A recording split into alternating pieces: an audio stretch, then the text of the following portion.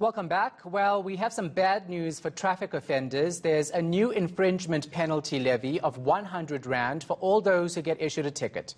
This amount is added to your ticket fine regardless of the amount. For more on this, I'm joined by the AA's Layton Beard. Layton, I can't say the actual word, so what the fricadelle? Because it seems like they're trying to get more money here. Yeah, in our view, Shahan, this is absolutely a stealth tax, and it's intended to generate money for a function that should be provided in the normal course of events. So when you get issued a ticket, the fine amount on that ticket should be the amount that you pay.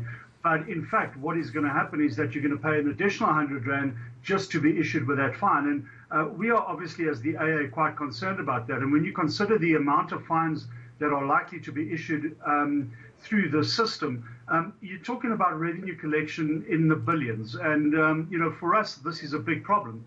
Now, there is a little bit of debate around whether this money is returned to you if you contest the fine and you are successful in that contestation. Our view is that the law at the moment is a little fuzzy around this. And we believe that even though, you may contest it and you may be successful in that contestation, the 100 Rand that you've paid is still going to be payable. For us, it's a huge problem, and it forms part of the submission that we will make at the end of the day to Parliament regarding the draft regulations for auto. Yeah, so that's the problem, right? We already have motorists. I was in a roadblock just the other day, and the traffic cop was saying to me that they've seen so many drivers who are complaining about not being able to pay fines because they're losing their jobs. They simply can't afford it with the salary cuts that they've endured. And now we have something like this that could possibly come into effect, and motorists simply can't afford it.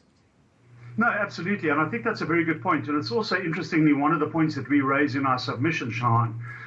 When you look at the fine values that people have to pay, in the past, in the previous amendments, people were given up to 10 months to pay those fines off. Now, in the draft regulations, they've only been given 6 months to pay those fines off. Now, when you're talking about people who are making a living from driving, they're not earning huge salaries. Some salaries have been cut. Some people have completely lost their work and are looking for work. It becomes a huge problem on how to pay this. Added to all of this, you've got this new levy, and a levy, for all intents and purposes, is a tax.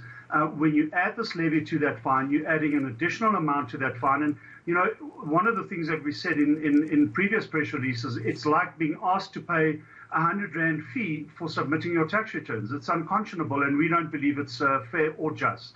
Yeah, so why then, and I know the Transport Department should be answering this question, why then do you think that they've actually introduced this levy?